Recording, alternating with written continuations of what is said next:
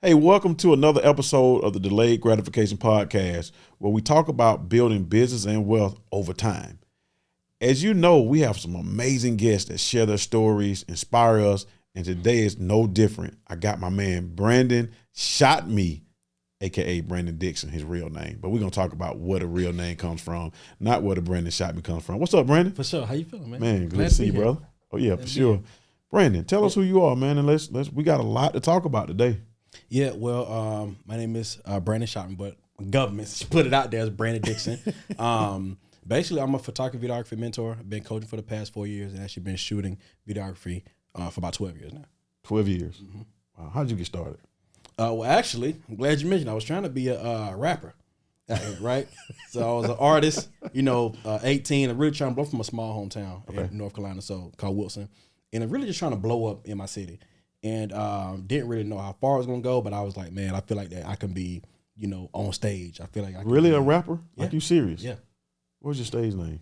God, why do people ask? Why do you want to? Everybody, because we gotta go. We're gonna find some old YouTube videos. Oh my God! You're not gonna tell us? All right, cut. No, I'm joking. Ain't no cutting. My rap name, if you must know, I gotta know. if the world must know, They must know. and ironic that you got the shirt on, was Polo B. Now, why are you gonna laugh? See, Polo B. Go look up Polo B, everybody. Don't do it. You better not. So you were 18. Yep, I was 8. I started rapping about 16, and then things kind of like I got into the video about 20. In Wilson, North Carolina. Yep. Where's Wilson? That's what I don't even know. Like, but no, I'm joking. like so if you it's had to go probably about 30 shopping. minutes from Raleigh. Okay, so If Raleigh. you know Raleigh is, you're probably about 30 minutes outside of Raleigh. All right, so 18, started rapping. Mm-hmm. Prior to that, you were just regular kid, high school, Yeah. living the life in Wilson, North Carolina. Yep, struggling. Struggling? Absolutely. How do you know you were struggling? Well, I didn't know I was struggling. My mom told me that we were struggling. But I thought everything was regular to me. Like everybody around us was struggling. We was all in the projects, jumping on, on mattresses and trampolines. Hold on. It's projects in Wilson, North Carolina? Absolutely. Projects and trailer parks. Wow. We're gonna come back to that upbringing. Yep. So 18, you rapping. Mm-hmm. What makes you, because you said you started rapping, which got you into the videos. Yep. What happened? So what happened was me and my brother was trying to find other people that actually shoot our videos. And we found a couple, and things didn't work out to the point where people would like delete the footage. People didn't want to edit it. The turnaround time was way too long. And I was like, we need to find out how to do this in-house. So I said, let me learn how to edit, and I'm going to edit the stuff myself. So it took me about 3 months to really become like a master editor. But even during those 3 months, I had to practice with other people. So I shot some of my friends and all this other stuff. But for free? Yeah. Okay. So when I filmed them, they were like, hey, this is pretty good. I want you to do it again. I'll pay you this time. So it was like $200, $250. I'm not turning no money down because I moved to Atlanta. I ain't got 18, 19. I'm actually 22 at this time. Okay. So you've been rapping for 2 or 3 years, Yep. and then you got frustrated with the quality of videographers. Correct. Okay. Correct. So now I'm now they're paying me, and I'm like, listen, I need the money because I moved to Atlanta. Me and my wife moved down here, and we didn't have anything. At least I didn't have a job. Right? She had a job making $10 an hour. I didn't have a job, so all I had was this editing thing. Okay. So that was pretty much how I started. Once they started paying me, I was like, oh, this is like a little side. It's like a little hobby. What made you move to Atlanta? Well, opportunity. So when we was in Wilson, we decided, we were thinking between whether we move to Charlotte or move to Atlanta. Okay. So Charlotte's about 4 hours from us, and Atlanta's about 6 hours and a half. So we went to both of them, and Charlotte at that time wasn't necessarily booming. It wasn't a lot of us thriving in Charlotte. But when I went to Atlanta, it just seemed like I seen the hustle, I seen the grind, I seen a lot of us winning. So we decided on Atlanta. Also, if we would have chose Charlotte, she would be back in Wilson in no time. We too close. Charlotte is a great city too. As now it is. Yeah. But at that time, it just wasn't. Yeah, that boom started about 7 years ago in Charlotte. 7, 8 years ago. Yep. Yeah. So you're married already at 21? No, we was boyfriend and girlfriend at that time. Okay. About 3 years, and then I proposed. Here? In Atlanta, yep. Oh, Atlanta made you propose. Mm-hmm. Which is weird. Ironic. Now, I'm not getting into that because I know your wife. So for sure. Yeah. Absolutely. So came to Atlanta, and you know how to edit now because you took 3 months. You got really good at it. You were rapping. You would record yourself, run around, hit record, Yep. go rap, come back around, edit the video. Yep. But you started working with other people. Correct. All rappers? All rappers. Yep. I was essentially like a music video director. Really? Yeah. So I just shot all music videos. Did you come here and film anybody? Yeah. I mean, I didn't necessarily, some of the celebrities I filmed were like, like Waka Flocka and stuff like that, but I didn't necessarily shoot their music videos. They had like birthday parties and stuff like that. Okay. So I went and shot stuff like that. Like Pastor Troy, he had like a movie. I was camera operator for that. So little stuff like that, only because like I was in that type of environment. So what made you change? Like what happened? What took you to the next level? What started happening? So now you're recording, you know how to edit. You're really good at it. Yeah. Right? Tell me what happens next. So then I went from music videos, and I was like, I'm sick of being in this environment because it's like they aren't professional in this environment. I need more professional environment, right? They had you like in the hood or something? Oh, of course. You were scared? No, but I was like, I'm showing up professional. Why do you have to show up like you showing? I mean, I guess you're doing what you do, but it's crazy. Like be professional. Actually, remember your lines. Don't get too drunk. Don't get too high. Don't bring a big entourage. Like I'm actually being a professional director, and I'm not receiving like a professionalism as far as an artist. Gotcha. So that's where the issue was. So then I went to do like films. So I did like short films and stuff like that, and it was good, but I just didn't make any money. So you were how old about this time? I'm about 25. So you've been at it about 5 years, 5, 6 years. Yep. You're making a bunch of money. Nope. I mean, you filming celebrities and no? No. So how are you paying your bills? Yeah, I got a job. I'm working at a warehouse. I'm making about $10 an hour. $10 an hour. Yeah, at a warehouse, and I'm doing making $400, $500 here. So I'm making about an extra $500, $600, $700 a month on the side shooting videos. You said a month? Yep. $10 an hour, $500. Yep. Okay. So I'm probably making about $2,200 a month. I guess About $24,000 a year, $25,000 a year. Yeah, everything In Atlanta. Okay. Yep. You were doing good. Nuh-uh. You weren't balling. No. So what happens when you're making $10 an hour? Mm-hmm. You got to go to work from 8 to 5, Yep. 9 to 5. Get off, then you go shoot and edit. Yeah, I'll probably edit that night, or I would shoot the weekends, and then sometimes I would take off work to do a shoot. I mean, if they're paying $300, $400, I would take off work and I would go do a shoot. How long did you keep that job? I kept that job for about 8 months. Then I got another job making, was it $12 an hour? No. It was. I ended up making 16. I forgot where it started out with. I might have been started out with like somewhere between $12 and $13, but then that was like the big job. I'm making $16 an hour now. 16 an hour. I'm up. We're able to do some things At $16 an hour. Mm-hmm. Okay. All right. So, but you're working and using that 9 to 5 to help you with your business. Yeah. That was happening. Absolutely. But it's taking time. Yep. So in between the $10 an hour, the $12 an hour, were there any struggles? Yeah. Absolutely. I mean, just really just not being able to. It wasn't a huge struggle where we didn't get bills paid. Okay. We just didn't have anything else, like anything extra, anything left over. No vacations? Yeah, no vacation. Can't travel. Can't necessarily go. Like our big thing was like trying to go to Papados, and we couldn't really go to Papados. On Winter Hill? It was that's the one on Jimmy Carter. Oh, Jimmy Carter. Jimmy Carter. Okay. So that was the one we wanted to go to, but we might have went once. You know what I mean? So really, like those $60, $80 meals was very, very tough to actually to get. So most of it was just $10 plate, stuff like that. But I really wanted to take her on a date and stuff like that, and I just couldn't because we just didn't have it. Had y'all got married yet? Yeah, so we got married when I got the job making $16 an hour. That's when we got married. I couldn't afford a wedding ring, so I went and got like rings off Amazon for like $150. Wow. And went to the courthouse and got married for about $75. She like you? Oh yeah. She still like you? Oh yeah, I like her too. You love her? Yeah, for sure. She good people, man. Yeah, absolutely. So you were making $10 an hour. Mm-hmm. First of all, you were a rapper. Mm-hmm. Then you were making $10 an hour. Yep. She's still stuck in there. Absolutely. You came to Atlanta. Yep. She's still here. Absolutely. She saw something in you. Oh yeah, for sure. Yeah. Do you know what she saw in you? No. She actually sold everything out of our house. Rented it out. Used all her money. Pull our money out 401k. Her money? Her money. To do what? To move to Atlanta. Because I didn't have anything but like gold teeth. In your mouth? Yeah, I took it out and I pawned it, and I think I got like $400 from that. So that's all okay. I think it went to like rent a truck or something. Polo B had goals? Mm-hmm. Wow. Top and bottom. Transition. Mm-hmm. But she really saw something. Yep. She's been there for, y'all been together now how long? We've been together for 10 years. Wow. 10 years. Yeah, we've been married for like 7. Wow. So do you think that has been a part of, and we know we'll get back to it, but a part of your success because you had so much support from her? Absolutely. Anybody else support you like her? Because it seems like she supported you unconditionally. She sold furniture to get here. Yeah, I mean, she bought me my first camera.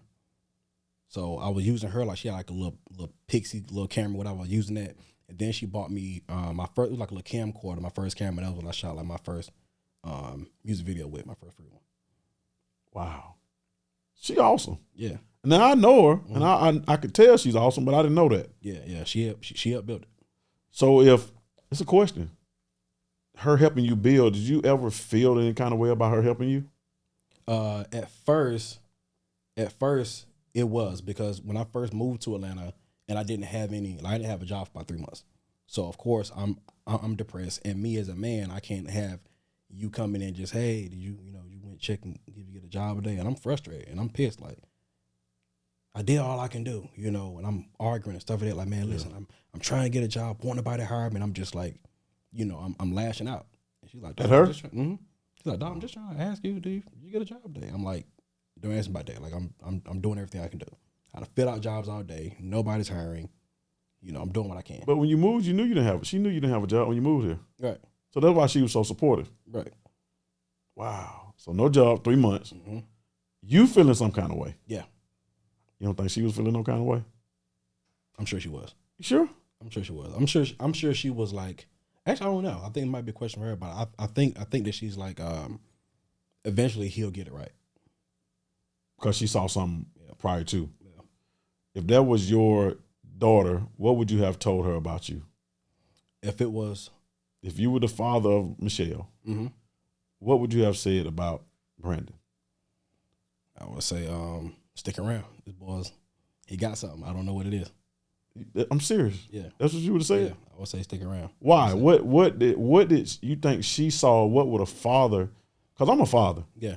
And I got daughters that are 19 and 21. Mm-hmm. So, I just sent them a video where this dude was like, people from the South, boyfriend come over, they bag him up, put him in the back of the truck, take him on a ride. Yeah. What would have prevented her dad? Because I know if my daughter would have moved somewhere with a dude and he had no job for 3 months, I'd have been going crazy. Yeah. And she's selling stuff to support. Yeah. So what is that? What do you think? Because on this journey, a lot of us have some struggles. Mm-hmm. Even though we don't show it, social media says we don't have struggles. Sure. What do you think was in her? What did she see? Give me something. Like, what did you see in yourself when you looked in the mirror? Not those 3 months when it was really dark, but what else have you seen to keep you going? I knew I had potential. I knew I was different. I knew I wasn't like anyone else. Right. So with me coming from that small town, it made me or molded me, but I knew that I didn't live those same things that like my brothers live or the people around me live. I always thought like differently. I always thought like outside the box. Can you name one thing though? I know you're thinking outside the box, but is there anything that you can? Because when you got to Atlanta, it was a little bit bigger than Wilson. Yep. It's a lot going on, even though this was 10 years ago. What made you grow in an environment in Atlanta? Did the environment help? Was it Michelle plus the environment? What was it that when you got here, you had the camera already? Yep. What happened next? Like what pushed you? It was both. So you got to think in Wilson. I mean, at that time, it's really it's crime, it's drug dealers. That's really all there is. So when you move to Atlanta, you get away from that and you stop hanging around the people you used to hang with. So now you're forced to just be you and your wife and be around a cleaner environment. Now, although there's some stuff like that in Atlanta, but I just wasn't exposed to it. It was just me. I'm not from here, right? So it was just me and Michelle. So now all we have is us, and now I get to choose who I need to hang around. So I started choosing better people to hang around, more positive people who got a job, got families, whatever, and those things molded me into a better person, into the person I should have been already. Okay. All right. Well, they say when we know better, we do better, right? Yep. So now let's fast forward. 3 months, didn't have a job. You got a job where? At first, I got the job. It's at Mohawk. This was a warehouse company. That's the carpet. That's the people that do the carpet and flooring. I don't know what they were doing. They were doing. It was like a lot of We did like picked a lot of like pop parts and stuff like that. It was like parts. Got you. Worked there for about 6-7 months. Got fired there. What'd you get fired for, Brandon? Well, no, actually, it was a box making job. I got fired there for. I worked about a month. I got fired there. Then I got fired from the second job. I don't know. They just called me and said like, don't come back. And I was like, what happened? I was like, what happened? We was hanging out with the boss. We was kicking it. That's what it was. Yeah. And you said something wrong in front of the boss. Well, when I called him back, they said he was just doing too much talking. I was like, we can't talk at the job. You was being happy. Man, I'm happy I got a job, man. I'm hanging out. So you got that job. You got fired. Mm-hmm. Then what? Then that's when the very next day I got the job at the other place and making like $16 an hour. It was at that point it was called Supervision, but we made contact lenses. Okay. So I was like a machine operator. But that was a big company. Yeah. So you got a good job. Mm-hmm. Now you filming and got a good job. Yep. So how do we get to where you are now? Like I need to know you filming, got a job, you getting some side gigs. What elevated you? What was next? Like what made you like start taking it to the next level? Well, so one, a couple things. So one, I transitioned into doing weddings. So now I'm charging more. I go do a wedding, $1,000, $1,500. Okay. And I'm traveling all over the country doing weddings. Another thing, I read a book. I haven't read at this time. I hadn't read a book since high school. Right. This book was called 10 Distinctions Between Entrepreneurs and Employees. What is it called? 10 Distinctions Between Entrepreneurs and Employees. Wow. Okay. So I read my first book in the past, 14 years at this particular time. And then I spent my first night in jail. I caught a DUI. This is all in 2016. So you read the book and it taught you how to go to jail? No. I think I had already went to jail first. Okay. Then I read the book. Went to jail, read the book. I'm watching videos like I'm not gonna skip over you going to jail. Okay, we ain't gotta skip over. You didn't have the goals in your mouth. You waited till after you took the goals out your mouth to go to jail. Absolutely. That's pretty good. Yeah. Right? So you had a DUI. Yeah, I got DUI. So you ain't do nothing criminal. No, I ain't. But DUI. Caught a DUI. You were really drunk one night? No, I was just sleepy. I was I did have drinks, but I was just real tired. I stayed up for like 3 days. I shot a video before. I shot like a promo video. I shot a wedding the next day, right coming off a 12-hour shift, and I was like, I'm not going to sleep. I'm going to get paid. So you were working. Yeah. But you just so happened to drink a little bit. Yeah, and I was and like, then you if drove I get to the bit. house. I said, if I get to get to the house, I can go to sleep when I get to the house. How far were you from the house when you got pulled over? 20 minutes. You almost made it. I almost made it. I went to sleep at a stoplight. And I was like, let me just rest my eyes a little bit. Oh, that was dangerous. Yeah. You mean like you stopped in the middle of the street and put it in park? Put it in park. I said, you needed to go to jail. Probably. Yeah. I mean, you thought you was at home. Yeah. I was chilling. I said, put it in the park. I'm just going to hang. It's about 2 a.m. So you go to jail. Mm-hmm. How long did you stay in there? Probably like 6 hours. Who came and got you? Michelle. My wife, of course. I mean, I called her. She picked up. First ring. At 2 a.m. Yep. She picked up the first ring. She a savior. Mm-hmm. Wow. So she get everything she want. Absolutely. Yeah, she don't do nothing. She can do what she want right now. She hang it out. I love it, man. So you get out of jail. Mm-hmm. How does that work out with the DUI? Like, did you get like punished, crazy. or did you lose your license? Yeah, of course I lost my license and did all that, but it was like I couldn't get another job again. Because you had a DUI? Yeah, that's what the lawyer was telling me. The lawyer was saying, listen, if you ever quit this job or get fired or whatever, it's going to be very difficult for you to get another job. That's what he's telling me. So I'm like, yo. Now, around the same time, I really want to quit my job this time. This year, I'm ready to quit. But you making money with weddings, though. I'm making money with weddings, but it's like I can make more if I quit this job. Okay. So my wife, she needs surgery, right? And she like, listen, you need to keep this job so I can have health insurance so I can go through the surgery. You have health insurance. Right. Everything's on me, right? That's, because this is me, paying her back, and it's like, I got the job and I'm taking care of things. We just still splitting bills, but I got everything's on me. So I'm like, listen, I can't live the rest of my life knowing where this thing is going to work or not. So I went and booked up a bunch of weddings, and then she wasn't fully on board. She was kind of like, I don't really know, and I quit. Did she work with you, or did you do all this stuff by yourself? No, I did. It was on my own. Like you go shoot, come back and edit, yep. But she was working the job. Correct. Okay. Correct. So yeah, I quit. I did it anyway. Did you? I did. You can't get another job nowhere. I know. So you quit without no money. Well, I had weddings lined up. You had stuff lined So up. I knew for the next 4 months, 5 months, I had Some money 2 or 3 coming weddings. in. Yep. Okay, so $500,000 a piece. No. I was making about $3,000 a month. I was making $2,000 a month in my job. I know if I did 2 weddings a month, I'll make about $3,000 From the weddings. from the weddings. Okay, so I'm we're making making extra money. $1,000. So, You know, so we're making some good money now. Yep. Okay. Yep. So, So- weddings is your thing. at that time, weddings would help me leave the 9 to 5. So you left your 9 to 5. Mm-hmm. What did your wife say about that? Well, at first it was like, I hope this thing works out, right? She still was on board. She was on board. Next year, I started making $5,000 a month shooting weddings, and she wanted to be an entrepreneur too. Next year, Hold on, the following year. the following year. So that was this is about what, 7 years ago? This is 2016 when I quit. So it's been 6 years ago. Yep. 6 years ago. Yep. You know, she need to sell like support in the jar.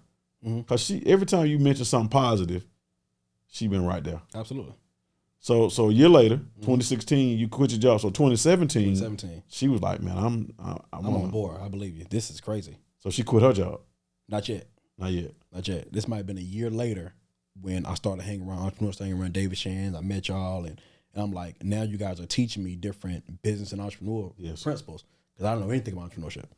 So hanging around people like you, like David, and all these people that I'm meeting, I'm realizing that, like, you know, you guys are teaching me a lot of stuff about entrepreneurship that I just never knew because you guys been in the game for a long time. Yeah. I ain't been in but a year. You know, it's been months.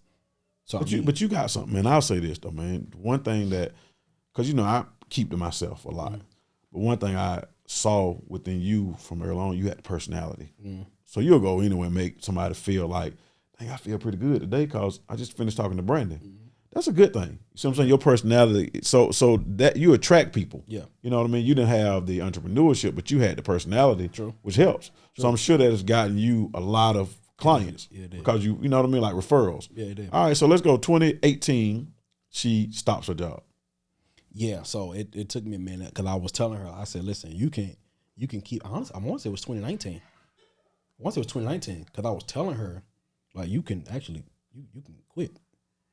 So 2019, you were making some money by then. Yeah, because I was telling her, I said, I'm telling her, I said, because I didn't know that we shouldn't be splitting bills and all that stuff. I didn't know it. So when I started hanging around other millionaires, they were like, oh, no, we don't do that. We don't. Split bills. Yeah, we don't do that. They said, So men don't split bills with they significant other? That's what the millionaire men told me. I said, a lot of millionaires, a lot of guys, they say their wife don't work, their wife don't split bills, we don't do that. And I was like, okay, I didn't know that. I believe that though. I was raised that way, man. My grandfather always paid the bills, and my mama kind of made sure we was okay. Yeah. You know what I mean? And so that's the same practice I got in my house, in my mind. Yeah. We're supposed to pay all the bills. Now, and when you need some help, you need some help. Sure. Yeah. But when But you it makes- when I you couldn't can see pay it. the bills, Yeah. yeah, for sure. Yeah. So I you was- paying all the bills now. So now I'm like, I'm gonna take all the bills. You can keep working if you want to, but you ain't got to. So Well, I like said, that. I said, if you go tell other people that you're working, just tell them that you love it, but don't go over there and say, Brandon making you work, because I'm not making you work. Wow. So at that point, I just let it go. After a couple months, she was like, they start talking crazy at the job. I was like, this, I ain't got to be here. I'm out. She was like, I ain't got talking. You know how people do at the job? They be talking crazy, and she was like, I ain't got to deal with this. I'm She had a different walk. Oh man, she was like, I ain't got to be. I don't have to do none of this. So this was just 4 years ago, though. Yeah. Yep. 4 years ago.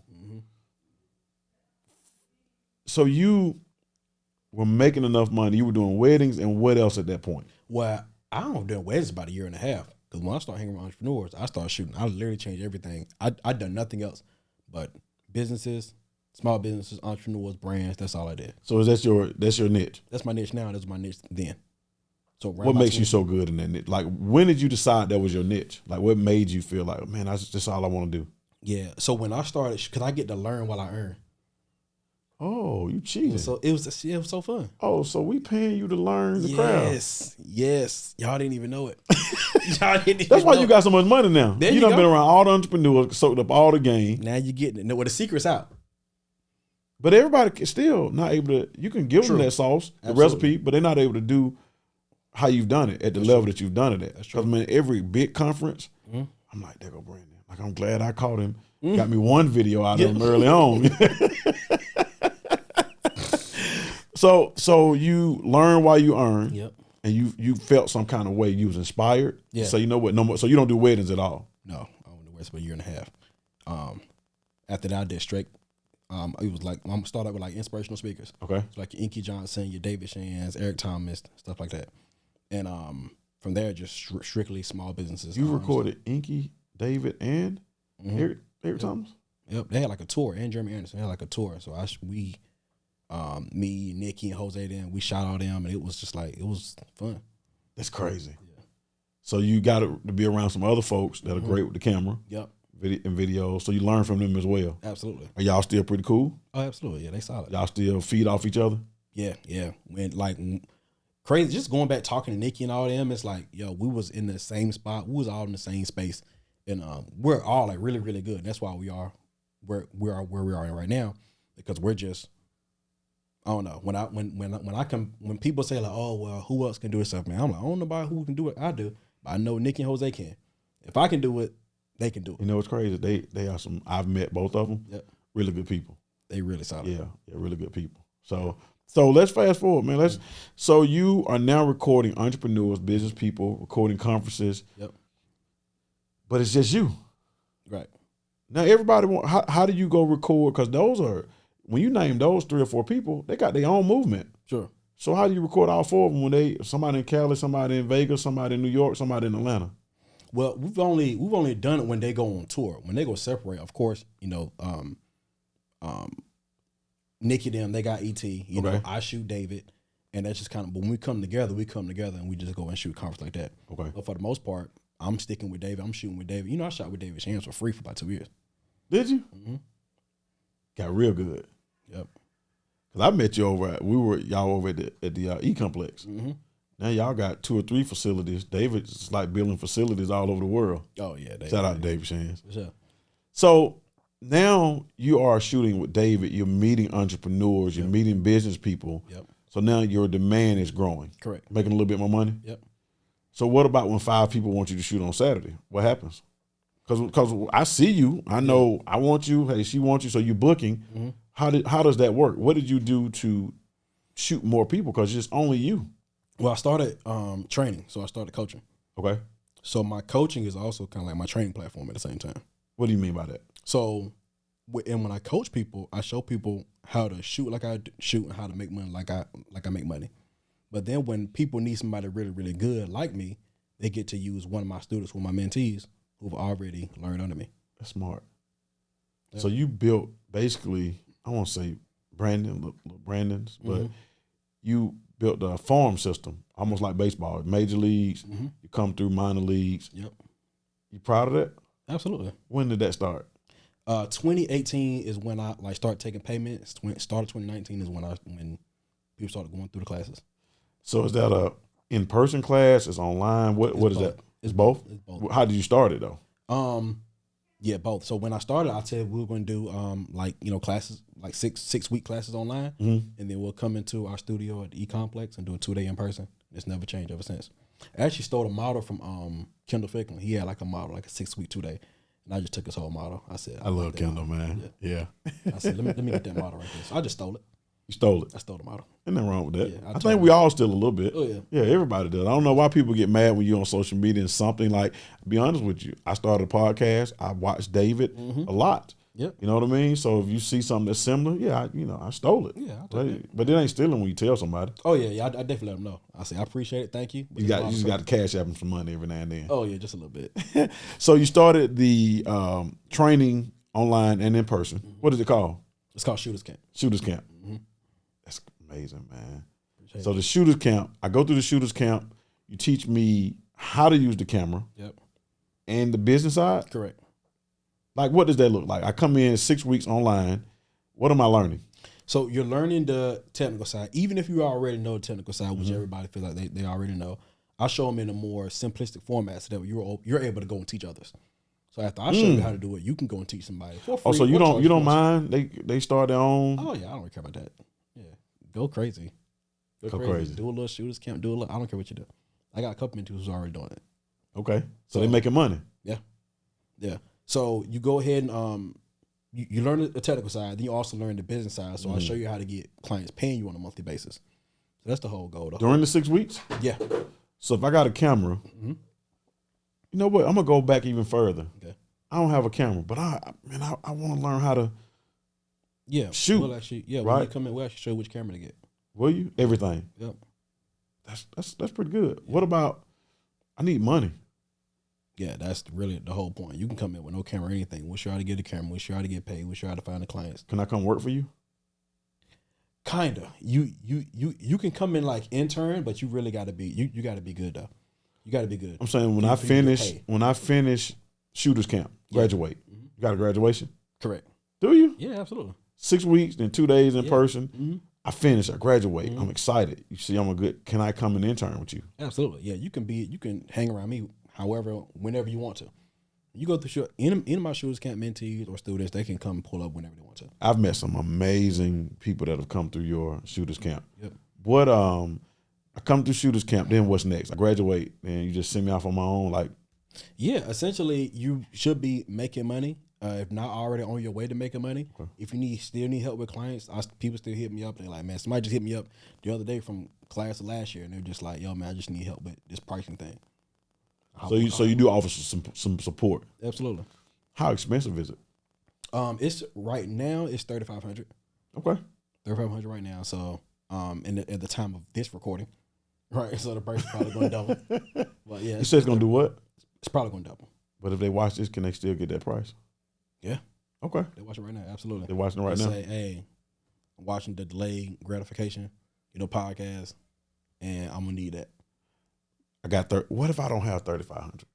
You can break it up. You finance it for me? Absolutely. You can break it up. I definitely understand that, like, not everybody. Because even when I was working, I didn't have it. You know what I mean? Now I can muscle up. I can get $1,000 and put that as a down payment, and I can just work off, the rest. So I've seen glimpses of your shooters camp. You teach them how to finance as well. You bring in somebody to tell them about funding.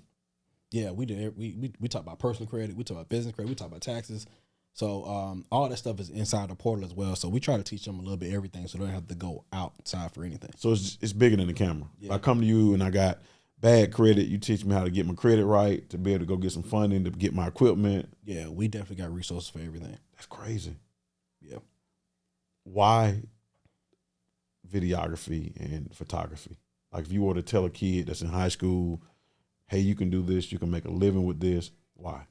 Well, because we are some of the overlooked, right? A lot of people, almost, disrespectful, right? You got to think that a lot of people with cameras, they're the people who actually show, like if you didn't have a camera, you wouldn't see your Malcolm X or your Martin Luther King, you wouldn't see the Ivor Dream speeches. I never thought about that. You wouldn't see it. So meanwhile, everybody get the praise of the person in front of the camera, but it's the person behind the camera that's actually delivering everything. The Kanye West documentary, the people who kept all that footage. These people are the most overlooked, but they should be the most paid. Because if it wasn't for them, we wouldn't be here. Why haven't we been taught that though over time? Because you're really honestly the first person that I've seen to uplift videographers and photographers and make it seem so simple that I feel like I can do it. Sure. Because the camera scares me, like those dials and the clicks at the top. I'm like, man, what is that? Like, I just always put it on automatic. Yeah. Right? What made you do that? Like, what inspired you to say, you know what, y'all, we can get y'all behind the camera? Well, I think just seeing school and stuff, seeing a lot of just people doing it, not wrong, but like making it so complex. And it's making it tougher for people like us to come in and get started.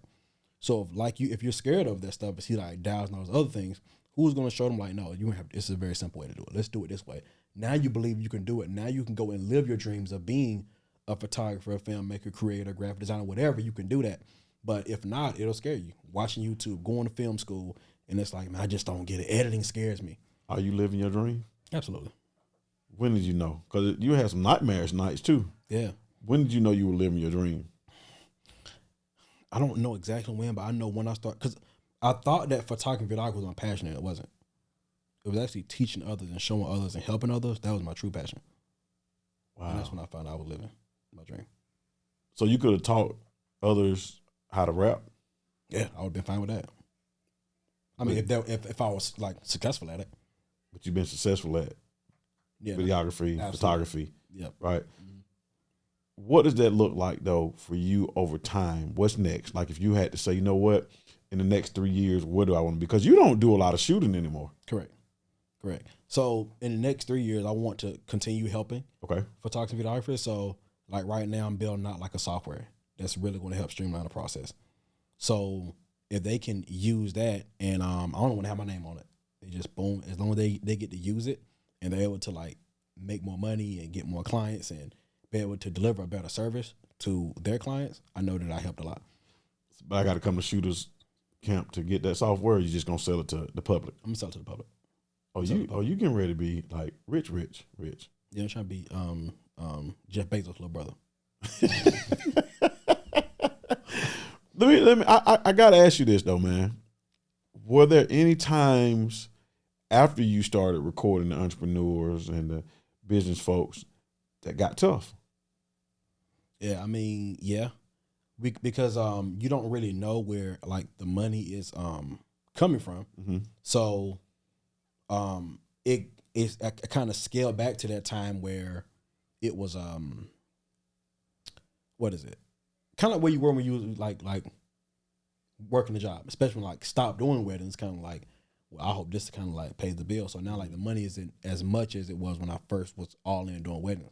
So I might not be doing 5,000 this month. I might be doing back to doing 2,000, right? And going back to that same lifestyle of like, man, I really want to just go to Papa Do's or take my wife on a date and all that. But those things don't last long. Those declines are extremely temporary. What got you through it though? Reading, thinking, and having mentors. Reading, thinking. So you're reading again now. Yep. After that DUI, it made you start reading. Oh yeah, reading is awesome. Reading and thinking.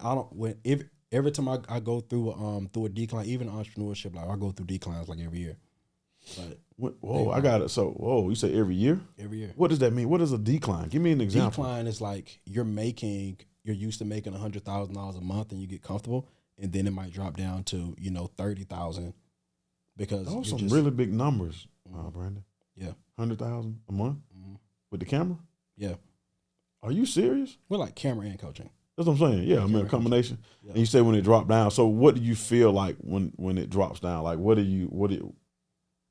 you feeling? Is it self-conscious? Like what do you feel? Yeah, it's terrible. It's like you don't feel like that. You don't feel like you're worthy.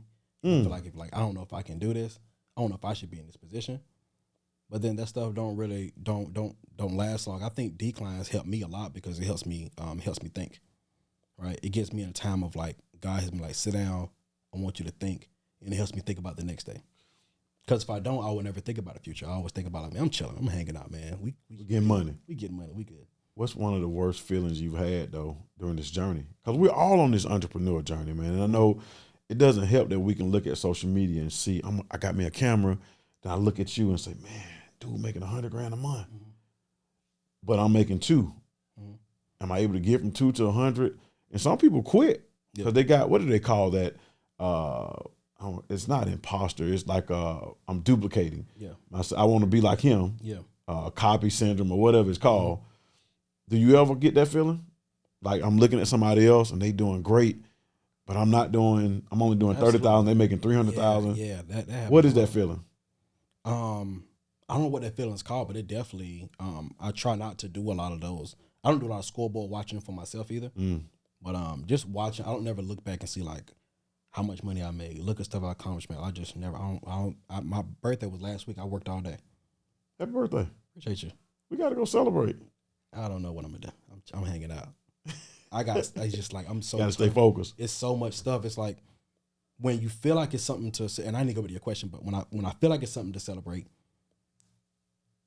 or goal is I should have celebrated. It's like, dang, I should. Another goal is already here. I'm like, dang, well, I gotta wait to do that first. I'm gonna tell you one thing, man.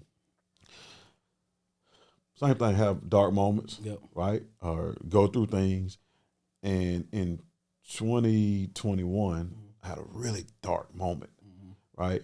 And one of the things is I'm learning to do. And I've never done it, man. I have reached a lot of milestones, but I never celebrate at all. Like I can go back to graduation from high school or college or whatever it may be. I just, graduated. All right, let's go. What we doing tomorrow? close on a deal, big deal. You know, a lot of people show it. Yeah. I'm learning, you know, I ain't got to show it because it's not my personality. Sure. But it's like while I'm closing that deal, I'm thinking about the next deal. Absolutely. I don't stop to take that break. So as an entrepreneur, I always suggest, and I'm suggesting even to me, is being able to celebrate even the small wins. Yeah. You know, when I say small wins, even like your birthday, man, you got to, you know, celebrate a little bit. Mm-hmm. I ain't saying go ball all out, Sure. but that's something that if we celebrate the small wins along the way, because you're going to have some small losses. Yeah. You know what I mean? And if you only focus on the losses, it can get dark. Absolutely. So, you know, one of the things I tell people, man, just celebrate a little bit. And I'm telling myself, Yeah. like if something, I'm trying to think, one of my kids did something and same thing. And I see myself treating them like me. Mm-hmm. You just did well. Okay, good. All right. What you doing next? Yeah. What's next? Instead of saying, man, let's go have some ice cream. Let's, you know what I mean? Let's go, whatever that is. So celebrate the small win, man. Don't, you know, I heard you just say it as you grow.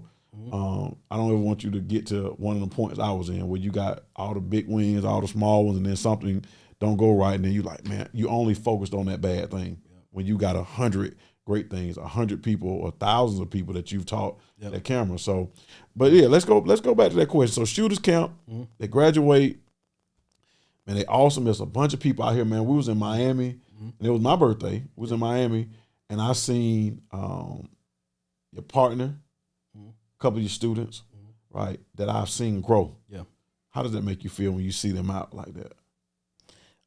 Whenever I do take time to think about it, it is amazing. I don't think about it often. I don't think just like you mentioned, I just don't celebrate it as much as I should. Yeah.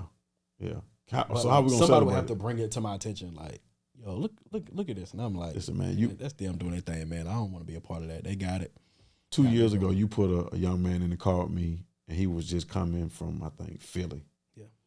He was going back and forth, and he was kind of trying to figure out, man, do I want to live in Atlanta? My mom, grandma back in D.C., my little siblings. And I see him now, and I'm like, God, look at him. I seen him in Vegas. I seen him in all over the country, basically. Was that something in your shooter camp training that made him, because, I mean, he's going to be great. He's great. He's going to be greater, and he's young. Was that a combination of you kind of taking him closer under your wing? Because he close to you. Yeah. Or was it all the above? Was it him? You saw something in him? You saw the shooters camp, and then what else is it that made that student? Because I'm seeing him a lot, and your partner. Yeah. What do you think? I definitely it's a little bit of everything. It's a little bit of everything. He's like a just a product of his environment. Okay. You know what I mean? He was almost like me when I was younger. Like, you want more, you want to do better, but you're still in that environment. You can't. That's what I wanted to hear you say. So did you see that though? Did you see Absolutely. you in him?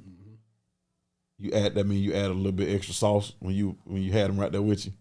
Yeah, and it wasn't sauce like any extra game. It was just like more so like mindset stuff. Okay. Right. I didn't teach him anything different than I taught anybody else in shooters camp. But the mindset, I know what he's feeling. I know what he's going through. So the decisions he had to make, I helped him with some of those decisions because he wouldn't necessarily know I made those decisions already. So I know the things that he was. So it's good to have a mentor. Do you have a lot of people that you see that in? A lot of them. Absolutely. Wow, that's crazy, man. Yeah. So where are we now? Like, you know, we got shooters camp. Yep. We got shooter's shirt. You sell those? We can buy those? It's for graduates only. Only graduates? Oh, so that's a special shirt. It's special. We ain't got no shooters like paraphernalia we can buy? Hopefully I get with Dave, man. Me and David can make something, but outside of that, man, it's No, that's more money. yeah. That's more money. We can go and buy Michelle some, you know. It's sometimes it ain't about So we that, go to the man. casinos. Nah, you gonna have to earn this shirt. I like that. You gotta earn it. So when we see somebody with that shirt on, They put work. they put work in. They put work. They don't get it the first day of the shooter camp. They get it the last day. The last day. Last day. It's in the graduation package. Oh yeah, absolutely. What can we do, man, to expose more kids to this camera? Because a lot of, like, literally, you never when I was a kid, you never said, I want to be a photographer. Yeah, facts. I don't hear kids saying, well, more kids say it now because of social media, but they got their phones. But with this training or this particular, like, skill set, what can we do to expose more people? Man, we got to find a way to create nonprofits, man, and get in these schools. We got to find a way to get in these schools, man. I know people do nonprofits, but it's like I just don't really know how to get into the school system and really expose. If somebody listening to this and they're a school teacher anywhere in the world, they need to reach out to you. Absolutely. Will you go and talk to, like, what does that look like? You talking to groups of kids? Yeah, sure. I went to LA not too long ago just to test the theory out. These were like some, troubled youth, I guess. Okay. And there was all different ages, maybe between like 7 and 10, 11. We went and you we said shot 7? 7 years old. We shot a music video and edited it. Same within like an hour and a half. It was crazy. It was like a 30-second video. They were troubled. Yeah. Kids in that age range. Mm-hmm. It's crazy. But I mean, they say, these just kids. You know what I mean? Of course, they got, some of them a little bit hyper and all the other stuff. It's like, nah, I come there, and, I calm them down, and we get to have fun. We shot a video, and we edit on little Mac. We edited. And they was like, no, I want to be a writer. I want to be an editor. They was kind of like fighting over, and it was fun. So you showed them how to edit, like y'all did everything right there together. We did it right there. Changed their lives. Mm-hmm. Well, I don't know if it changed lives, but after that, I was somebody gonna remember that. One of those kids gonna remember that camera. They may not remember everything you taught them, but that's gonna get inside of them. That's great. Yeah. It's literally somebody watching this, and if I know somebody, man, I definitely want to point you, because I've never heard a kid say I want to be a photographer, a videographer. Not in my neighborhood. True. And I came from a different neighborhood too. Nah, for sure. No, they should though. We need to get in more city. We can get in some city of Atlanta schools. I'm sure Dave can get you in some schools too. Yeah. So it's something that stood out maybe about a year ago, and I got to figure out what made you come up with this. Okay. Your videographer is trash, kid. Hey, I got to go there. Your videographer is trash. And let me say this. I had somebody that was doing a video, and I was like, you came up, and I was like, why would he say that? I need to call him right quick. What made you come up? Because that sets you apart as well. Your trainings, your personality, your professionalism. And I'm going to come back to you because you said something about what you wear. I'm going to come back to that. Yeah. But what made you come up with that skit? And you had so many of them. You're not doing as much as you used to do. Yeah, for sure. You offended somebody? No, I just got busy with work. Got busy? Yep. What made you come up with that skit? And how did it help you? Well, I used to complain to David a lot about, like, man, these videographers suck. Like, they just trash. I was like, man, I should just do a series. He was like, yeah, just do it. So I went and asked Instagram. Like, yeah, so should I make a series called Your Videographer Trash? And I was like, yeah. I think either the same day or the next day, I jumped on back of a dumpster. Yeah. Or like a dump truck or whatever. I think it was on that green dumpster, like one of the... Yeah, I was riding on one back of them. And I just said, they don't get no testimonies. They don't shoot B-roll. They have a long turnaround time. They're always late. And, yeah.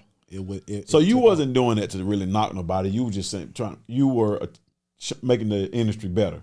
You were saying things that you were basically saying in a negative, like you don't shoot B-roll. Yep. But then people say, dang, maybe I am trash because I don't shoot B-roll. Absolutely. Now I need to go shoot B-roll. Absolutely. Okay.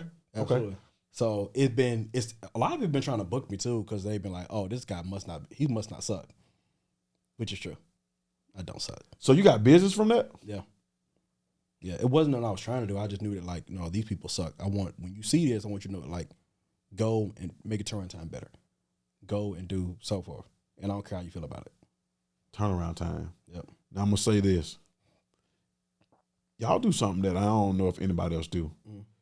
You can be at an event, filming, and before the event is over, you can have the edited videos to the person that's event it is. Correct.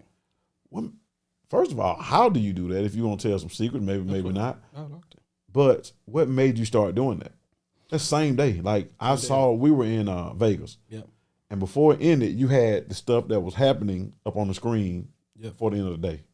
Yeah, what they call it a same day edit.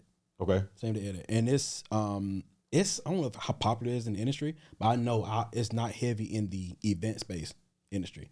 So you need a team to make it happen. So let's say me and you are out here shooting B-roll of the audience. You need somebody in the back editing the entire day. So let's say Ramon's out doing a podcast. We'll go and shoot Ramon doing a podcast.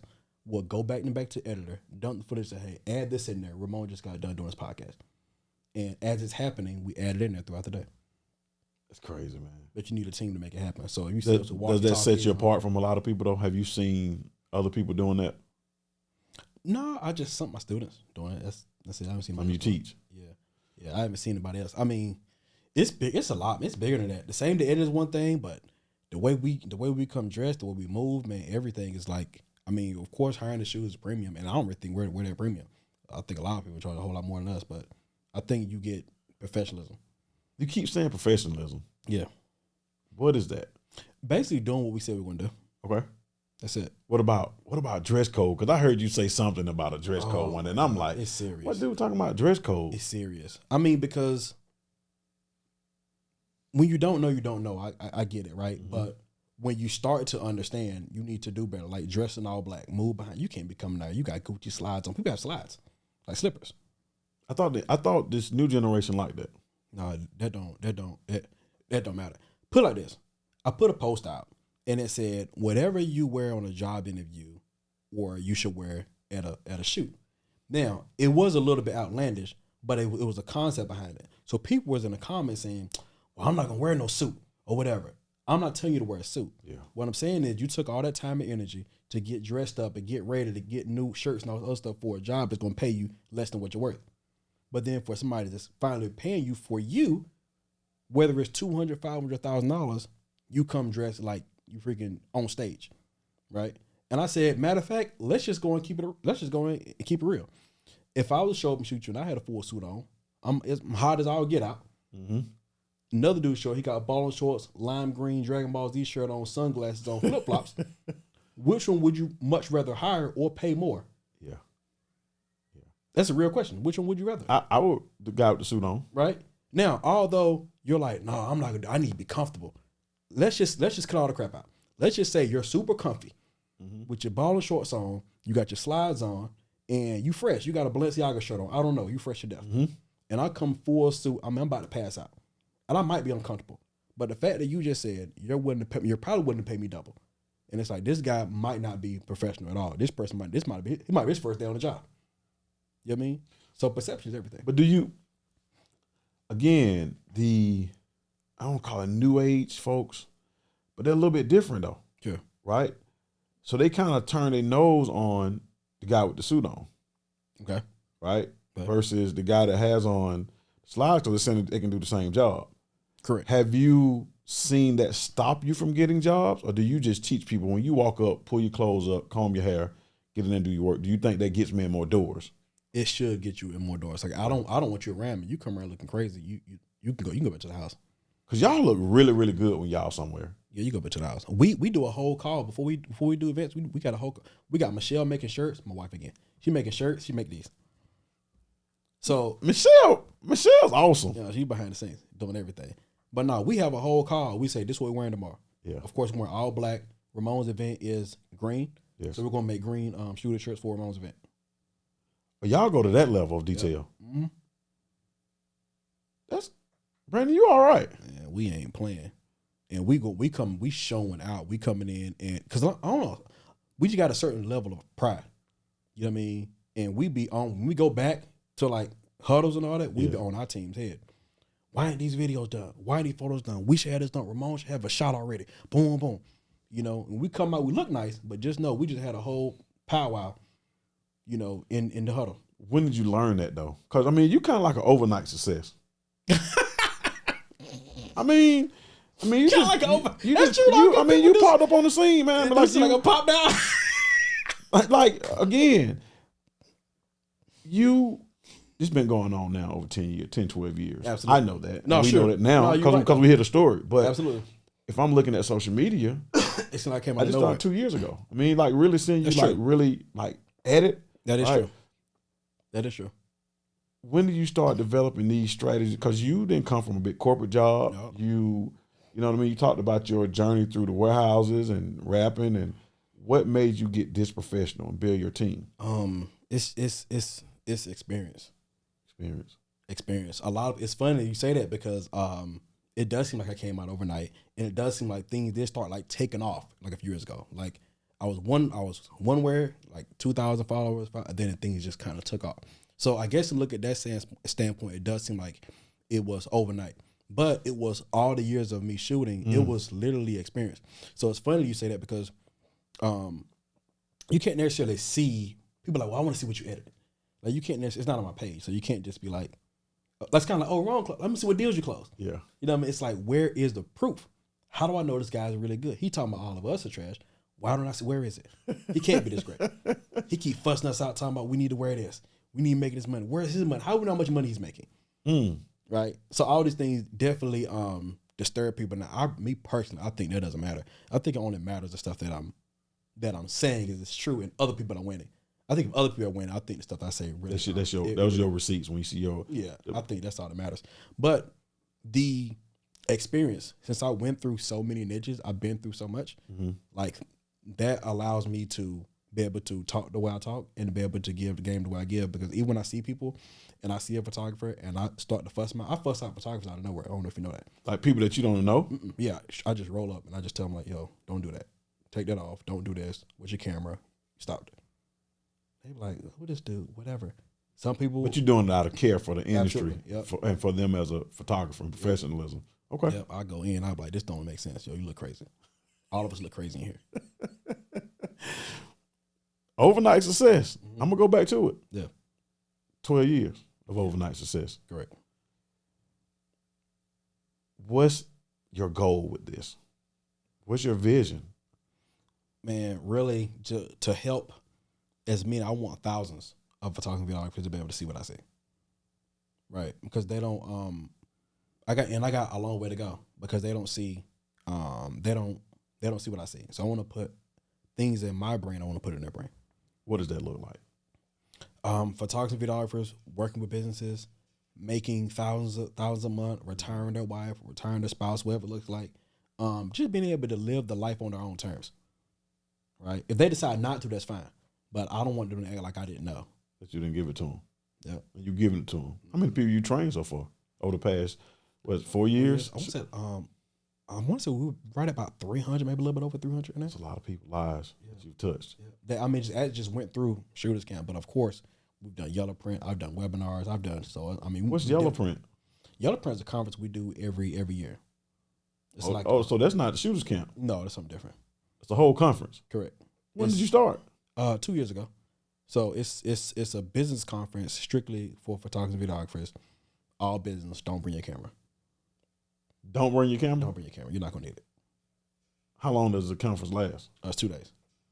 And tell me, what did we learn? Because we need to be looking forward to it. Yeah. So basically, like when I quit my job, I was hanging around business owners for long periods of time, and that's what helped me.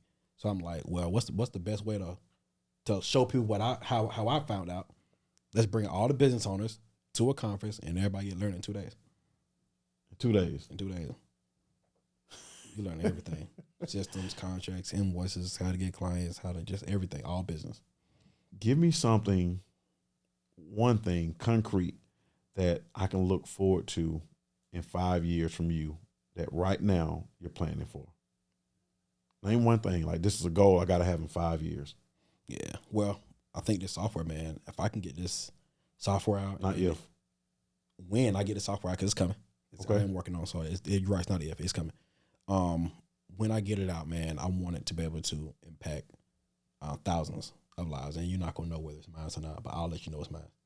What do you have to sacrifice to get that software out? What you going to have to give up? Something that's got to be sacrificed. Time, energy, and money. Time, energy, and money. Yep. You know, I didn't ask you this, but I got to ask. I ask everybody. What is delayed gratification to you? Delayed gratification to me is it's the thing that everyone needs, but they don't know how important it is. They don't know it's a must. Delayed gratification to me is something that people don't think about and don't want to be a part of their story or success, but it will be. Because they want it right now. They want it right now. You know, when I listen to your story, man, and I know we started at 18. Yep. There was a lot of delayed gratification. And I tell you who else had a lot of delayed gratification. Your wife. Golly, boy. I mean, if you think about it, she's like, man, we got to get her a shirt. Yep. Shooters, delayed gratification queen. Because she really sacrificed a lot. And because she could have at any time been like, listen, bro, I'm not moving to Atlanta with you. Yep. But look at where y'all are now because she made that sacrifice 13, 14 years ago. That's beautiful, man. Where do we find you at? Mainly just go to Instagram. Wherever you go, anywhere Brandon Shotme. I'm on Instagram, Brandon Shotme. I'm on YouTube, Brandon Shotme. Type in Brandon Shotme anywhere, I pull up. Listen, Brandon, thank you, man. Appreciate you for being on. I am truly honored to have one of the best in the industry on the Delayed Gratification podcast.